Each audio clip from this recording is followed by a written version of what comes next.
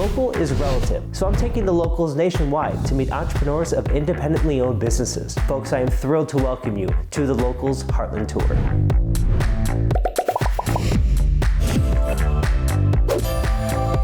Folks, welcome back to another episode of The Locals. My name is Ryan Gladsofer, and I'm spotlighting courageous entrepreneurs, and I am thrilled to be in the charming community of Grapevine. Please join me in welcoming the co-owner of Talking Animals Books, Katy. Hi. Nice to meet you. Nice to meet you too. So I'm interviewing entrepreneurs and small business owners throughout the nation. Take me back to the beginning. How did this business come to fruition? I turned 40 and I had no idea what I was doing with my life. That sounds like me at 30. Yeah. Oh my God. Always a good time to start over. I had always wanted to open a theater company. Thinking about that in the post-pandemic world, I was like, I'm not ready to open a theater company in an environment that has been like decimated by the pandemic. The performing arts were just totally wrecked after that, but I'm an avid reader. The bookstore came from loving books, loving to read, and when both I and my business partner traveled, we always would seek out indie bookstores and visit them. I have my bulletin board in my office at home is just bookmarks from all over the country from places I've been to. I'm very fascinated by what drives people to do what they do. And when we get together and we talk about ideas, people reveal themselves to you. This is a concept, it's an idea, and it's a place where free thinking happens. Once I got downtown in Grapevine, I thought, this is where we're supposed to be. How did you meet your co-owner? We have a mutual friend. She said, are you interested in having a business partner? And honestly, before that, I had not thought about having a business partner, but I had had a conversation with Will Evans, who owns Deep Vellum Publishing and Bookstore in Dallas. And he is kind of responsible for this like boom of all of this new literary action and bookstores in Dallas, Fort Worth. He said, you need a business partner that is not your spouse. I kind of probably just assumed my husband would help me, and that advice changed my life. How so? My business partner started running a Blockbuster when she was 17 years old. She is the hardest working person I have ever met, but she also has such a great eye for design. Everything in the store that looks cute is because of Valerie, and she's so good at retail. She's very, very smart, and she hates talking to people. You're not too shabby yourself either. I am much better at like the public facing things. She's really good at behind the scenes stuff, and that's how we like it. I will make mistakes if I do too much of our books, but she's awesome. Talking about mistakes being made, trying to figure out how to make this space not just work, but thrive. A logistical challenge that we have is just space in this store. This was a salon, and so we did significant renovations. 2 rooms, we made it 1 room, did the same thing downstairs. The challenges have come from learning an industry that neither of us had ever worked in. Neither of us had ever owned a bookstore, launched a storefront in a historic small town before, on a main street, in a building that's on the National and State Register of Historic Places. One of the first mistakes I made was just ordering a bunch of books and hoping that it worked. And that quickly did not pan out, because people would come in and say, do you have this? Do you have this? And we'd be like, well, no, but we have Moby Dick. You know, like Valerie was so good because she reads so much fantasy and romance, and all of these people that were coming in were saying, you need to have Sarah J. Maas, you need to have Romantasy, you need to have dragon stuff. So like, that was mind-blowing. One of our first mistakes, we had an ice storm, so all the books that we ordered got rerouted back to the warehouse because they couldn't deliver them. So we panicked and rushed more books here. Well, what happened was all the publishers just sent the books back. So we had double of everything. We were building shelves at the same time. We were so overwhelmed. We were doing construction, not knowing how to execute the kind of events that people wanted to do here, and knowing that people wanted to do events around books. I naively thought people like to read, that's the business, but people like the community around reading so much. There's really a fraternity about it. There's a lot of socializing. There's a lot of merch that goes with books now. There's book talk online. Obviously the community is book themed, but you try to create more to make it interactive. Right, absolutely. And that is part of the edge that we have to have, because we cannot compete with Amazon, cannot compete with Barnes & Noble. I was going to bring that up. Amazon is for convenience and speed. Amazon cannot talk to you. It cannot find out who you are legally. it knows everything about us, but it's not a person. It's not a face-to-face interaction, and that to me is what this is all about. Somewhat of a singular act, but the ideas and the stories are what bring people together. Bookstores are third spaces. It's not work and it's not home.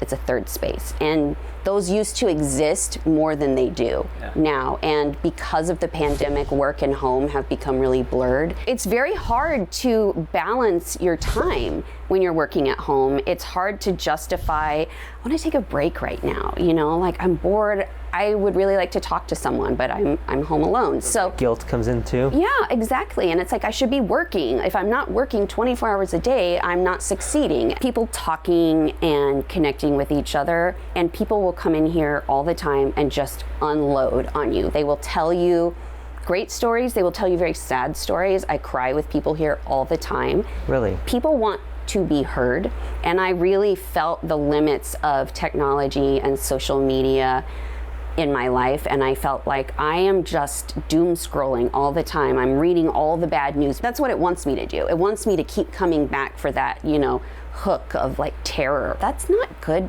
for me or anyone to do that. And there are real biological things that happen when you talk to a person face to face. We're supposed to do that as humans. And that is the edge that we have. We can bring a fantasy author here. We can bring a self-help author or a historian, whoever people want to see, we can do that. This is the first and only independent bookstore in Grapevine, Texas? Correct. There is some lore that there was once a bookstore in Grapevine, and I cannot find any official record of it. People that live around here say, oh, this husband and wife had like a little thing. I interview entrepreneurs all throughout the nation to see the charm of different communities. For folks out there that aren't too familiar, what is Grapevine, Texas known for? Christmas capital of Texas. That is who we are. I did not know that until I moved to Grapevine, and I am a native Texan. But from the period right before Thanksgiving to right after New Year's, last year we had 3 million people come through here. Downtown we have parades, we have light drone shows. Oh, cool. Yeah, they're really cool. That's fun. You don't realize how many people want to come out to this until you see like the mass of crowds like just moving down Main Street because they shut the streets down. It is a festival town. We are a tourist town. Grapevine was the first settlement to be incorporated into a city, and that happened before Texas was even a state. This building was built in 1900, and it was a bank that was once robbed by the Bonnie and Clyde gang. So like there's a lot of I read that. A lot of local wild history. There's a lot of great pictures and documents and glimpses of what this used to look like here. What would you say are the percentages of folks that visit locally versus maybe tourists? We looked at the data, and what we know is that the people that come here are coming from all the surrounding zip codes, people from the metroplex. This spot was totally empty until 2022 when we took this space. So from 2019 to 2025, the visitors, the action around here has risen like 23%. So a lot of that is going to be walk-by people, but a lot of it is people that already live here. What makes your bookstore unique? The feel that you get when you walk into Talking Animals should be that you were greeted by someone with a smile who engaged with you and welcomed you to the store. And that sounds silly, but if you look at our reviews, they're all 5 stars. Our staff is trained to engage with people and find what they're looking for. That's not a given, and I appreciate that. My mom is actually a librarian, cool. And I think that's the power of great customer service, not being fake, being relatable, being willing to chat with people on a down-to-earth basis, and not always just selling, but striking up a casual conversation, and smiling and being personable. There's so many times when you can walk into some place, if you don't feel like the vibe is right, you feel off, you don't feel welcome, it's a complete turnoff. I know that I'm not always super ready to just like approach a salesperson and ask them. And like, depends on the day, depends on the mood. Right, exactly. But I might leave still needing something, and I didn't know how to bring it up, or they seem disinterested. And yeah, of course. We never want that. We kind of joke that like this is Disneyland. When you walk in here, you forget the world outside, and you're having a great time. We are very, very intentional about how we operate in terms of welcoming families here. You come from a family of entrepreneurs? My family owned a trucking company that my dad's parents started, and then my parents took over. My parents divorced, and my mom took over the business and retired in 2021. Did that play any role, perhaps consciously or subconsciously, in doing what you're doing now? Yes, absolutely. It's all I have ever known. I have always known small business. I have always known what it is to bring your work home. And watching my parents run a business together was really eye-opening as well, because it was really hard and you cannot not bring it home with you. Working weekends, just doing the hard work, not having a consistent paycheck for a while, like those things are all familiar to me. And when I have worked jobs where I'm like a 9 to 5 in a cube, it's really hard for me because I'm used to being active. We owned a trucking company, so we were climbing on forklifts and pallets of lumber, and that is how I grew up. How do you balance and maintain your sanity with being a mother and running a business and all the other responsibilities that you have? I don't do any of it really well, I don't think. I apologize a lot. I say I'm really stressed out. I shouldn't have snapped at you like that. My kids are very involved in what we do too. We are a family unit, so my husband helps out a lot. My oldest daughter works here. My youngest daughter tags along with me. I don't know that I ever maintain my sanity with kids. I don't know how any mother does that, but this is a part of our lives, just the way it was a part of my life when I grew up, and that just made sense to me. There are days that are harder. There are days when my kids just amaze me in their insights about what they say about the bookstore or business owning. It's always hard to divide your time, and when you own your own business, it's really hard to walk away and say, I'm going to take a break and go home and be with my kids because that's what I need to do. But you also know that you have 10 other things that have to get done. I'm very honest about what I need. I'm honest about when I'm at my limit, and when I need help, I'm trying to get better at that. What is a moment or something along this journey that you are incredibly proud of? Oh goodness.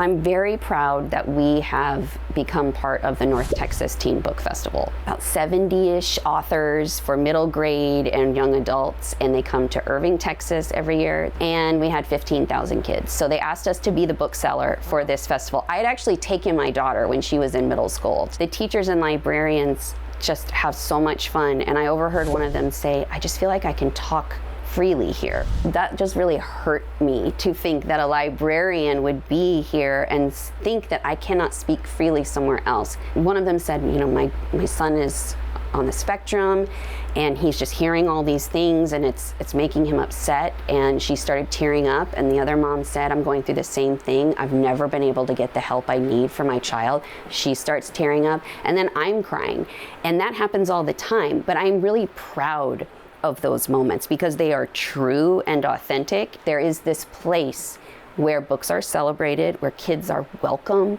where librarians and teachers have these really amazing experiences, and where authors get to feel like real celebrities. They are truly celebrities. R.L. Stine was there. No kidding. Mm-hmm. Goosebumps, right? Oh yeah, R.L. Stine, Goosebumps, and then he had kind of like a young adult series when I was in high school that I loved. So you also have all these like millennials geeking out that R.L. Stine is there, and there's other big authors too that I loved, but cool. It is a very wholesome feeling to see people excited about something. There's no snark, there's no cynicism. And it re-energizes you. Right, it does. And it's a huge project, and the payoff feels really good. From the business side, are you profitable, and how long has it taken to get to that point? We would be profitable if we hired less employees. In 2023, when we first opened, the revenue that we did in that first year, we doubled in our second year. We are on track to be profitable. You know, one of the applications we had to apply for asked, like, who's your investor? And we're like, us, we are the investor, and hi, we're doing this. We don't have investors. We would love them. We have done crowdfunding to help get into this store. How much money did you need to get started? We originally raised $54,000, and we spent a large chunk on that of renovating the store. You went to a bank and you were denied money. Oh yeah. Why is that? Because most businesses fail within their first few years, and so they don't want to give new businesses money. A small business loan is a lot of work, just preparing it. So endless hours putting together all these budgets and business plans and projections about, we don't even know. We don't know what it's going to look like. All just to be rejected on the spot? Correct. And when we really, so I called Valerie and I was just devastated. I was like, we didn't get the loan. I don't know what we're going to do.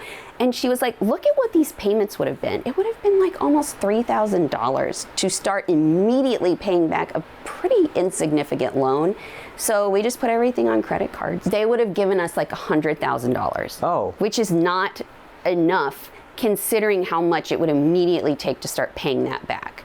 And the interest that we would be paying on that didn't make any sense. What does the interest cost? So we very intentionally sought out credit cards that had a period of 0 interest. For probably, the first year or something like that? And then we charged all the things we needed, and then we paid it off. Smart. That's how we did it. And we are really lucky that the point of sale system that we use, Shopify, you can get like a capital loan from them. So they'll just infuse some money and you pay it back through your transactions. Yeah. And the interest rate is really good. It's easy to do it that way. And we just thought, okay, they're not going to give us a loan. Then let's find another way to do it. How do you handle criticism? It's very rare. We've had a bad review because I did challenge someone in the bookstore, and they were here talking about schools and public education, and my husband is a public school teacher. And so I was asking questions that were very pointed, which he reflected in his 1-star Yelp review. And I just thought it was funny. He was starting a charter school. And so, I was asking, what will you do if you have kids that have special needs? And he said, well, we won't have kids like that.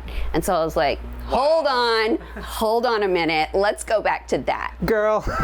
And my employee, who is a teacher, she just goes, ha! Like, she just laughed. What are you talking about? You're not going to have kids like that? I don't feel bad. I feel like I earned that 1-star review. For anyone that might have issues with mental health or attention, how do you navigate that or encourage children to read or learn? And what does this store and this space offer that can give you kind of a taste of stories and maybe a shorter version to prepare you for those longer experiences? Part of the reason that kids pull away from reading is because it becomes not fun anymore. There's a term called decline at 9, and the idea is that 9 years old is when, if kids stop reading, they never go back to reading. And that is because they're not getting to play as much. Kindergarten, first and second, it's a lot of that orientation to this is what school is, this is what we do here, but the stakes get higher in 3rd grade. There's testing and ideas that they're having to take in. So reading for fun doesn't really happen. Reading for work starts to happen, and every kid can tell you, oh, I had to read this and it was so boring. There is fun in reading, and we have to let kids and adults who have been scared off of reading know that reading's not elitist. It is for everyone because it's about stories. And so what I try to do when I have someone that comes in and they say, my kid's dyslexic, my kid has ADHD, I have ADHD, I'm pretty sure my oldest daughter is dyslexic. And so the cool thing about 2025 is we have resources for everyone. There are books that are written for people with dyslexia. There's a new font that people with ADHD can use to read. I actually use an extension when I'm writing because it bolds certain texts.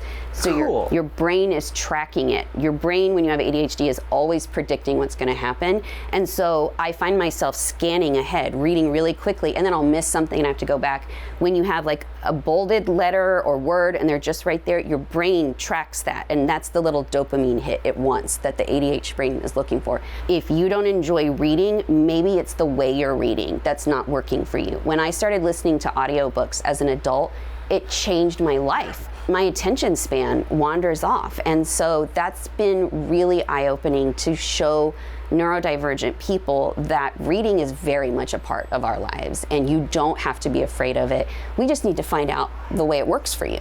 This is kind of an unusual question, but do you think watching movies is a form of reading? That's a really interesting question because I do use that as a bridge when I'm talking to someone and I want to understand what they like or what book they might like, because a lot of people do come in and say, I'm not a reader. And so I'll say, well, what do you like to watch? I do think there's something biological about reading that is different from passively observing. So when you're observing a movie, you're taking that in, it's its own kind of art form.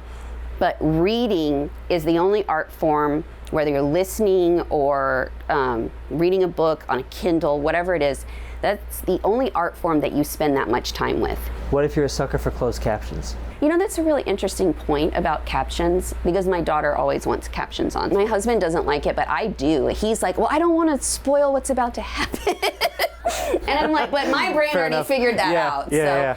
I would say the one thing about captions is that it's not always an accurate representation of the text or the dialogue. That's a good point. I would, it also depends on language and kind of the tonality of it. And with the increased usage of AI, reading real books that have been written by real people is going to become rarer, and I think it's important that we make those distinctions of you can translate a text all the way through using ChatGPT. It's not going to be accurate. It will get smarter, but it's not going to capture the nuances of language. And so everyone's had an experience where they're watching a movie and what's the caption says is not what the character is saying. And so if that movie is in another language, you really are not quite sure about that. Most movies start from a story. There's a text, there's a script. So I think the idea of adapting stories across mediums, they all work together.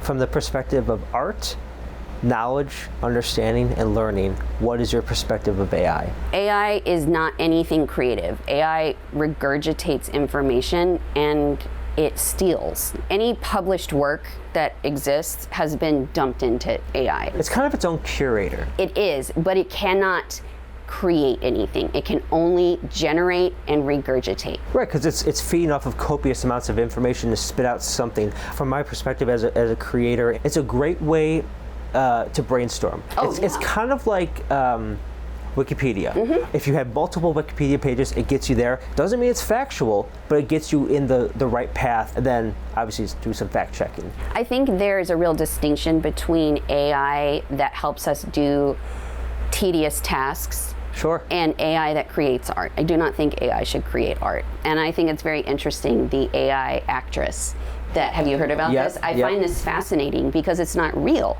That actress is a conglomeration of every other actress that's observed or that has been fed into it. When it comes to art, AI is a thief because its catalog is other people's work, other people that actually did the work, who wrote the books. And when I say, write me a paragraph about this wolf. Okay, well, now here I've just stolen from 10,000 authors who have ever written about nature or wolves. This is not telling me anything unique. I did not come up with the idea on my own. But if I'm trying to vacuum my floor and I have like a robot thing, great. I don't want to vacuum. That's what robots are for. They're not supposed to teach us about the world. We're supposed to understand the world and explain it to each other. Do you think any books should be banned? I don't think any book should be banned. There are important things that we take into context when we are teaching children about any book. Obviously, there are books that are not age appropriate for kids, not even in content. When I was in the 3rd grade, I wanted to read Jurassic Park so bad. That's not that bad. No, it's not, but as it's not about the content, it's about like the intellectual level that I needed to read Michael Crichton and that technical language in Jurassic Park. Oh, okay. I had no idea what was going on. I didn't know anything about computers. I didn't know what they were talking about. I was just like, dinosaurs, yes, let's go. There are things that kids read at certain levels because they relate to what they're doing. You read Romeo and Juliet your freshman year of high school because that's about 2 teenagers who are very teenagery, and you can very much relate to being a teen, having a crush, being willing to die for your crush, like these are all very relevant themes. Same with Catcher in the Rye. It's this disaffected guy. You read things for a reason, and when we take those books away, we're kind of forgetting the point. It's not actually about banning books, it's about banning people that are depicted in the books. The Kite Runner has a depiction of a sexual assault that is discussed as a sexual interaction between 2 male characters. That's not at all what is happening in the book. And so a lot of times there are vulnerable people that are being hurt in stories, and those vulnerable people are things that other people want to ban. There's not the sexual content, there's sexual assault. It's how people are framing it. Right, exactly. And so when someone says, well, my 4th grader shouldn't read The Kite Runner, no one's making your 4th grader read The Kite Runner. That's fair. It's just like, with social media, it's like no one's forcing you to follow or pay attention to any of this. It's your choice. Right, exactly. And what I've discovered with so many banned books is the people that are banned in the stories are people who are trying to change things. They are trying to speak up for themselves. They're trying to advocate for themselves just by existing. That's why so many books about Black people are banned, and why we're trying to erase the history of slavery, because people don't want those stories to be told. They're not great stories. We're in an interesting time. We have teachers and librarians for a reason. They go to school for many, many years to be experts at what they are. And I don't need some local yokel telling me that my kid can't read Pinkalicious. For any aspiring entrepreneurs, what would be your advice? Lose the ego. You cannot be too proud to do any job at your business. We are out here taking the trash out at 11 p.m., scrubbing the floors, doing the things that need to get done because they have to get done. I can't walk around saying, I'm the best bookstore owner, I know everything about this, Valerie doesn't do that. There's no room for ego in small business. Who's been your biggest support system or champion? Our families. Our husbands work for free all the time. They are here without a choice. This community rallied for us. They shared our Kickstarter. They showed up for us, the Grapevine edit. And they did this video that, I think it almost went viral of just like, there's a bookstore coming to Grapevine, and people were so excited. This town, these are our champions. Like, they are proud of us, and we want to make them proud. For anyone that wants to visit Talking Animals Books, where can they find you? Our original location is on Main Street in Grapevine, 103 West Worth Street. Our second location is also on Main Street in Grapevine, 909 South Main. You can go to our website, you can go to Google Maps, that's a great place to find us, and you can ask people. You are sharp, brilliant, and an absolute gem. Thank you very much. Thank you. Thank you very much for your time. I appreciate it. It's always kind of difficult to coordinate some of these interviews. I appreciate it. I'm sure the audience appreciates it. And thank you for your time. Of course. Happy to talk. Thank you. Thanks, Ryan. Folks, that does it for another episode of The Locals. If you're interested in more entrepreneur stories, you know what to do. Hit that subscribe button. Drop some comments. Hope to see you next time.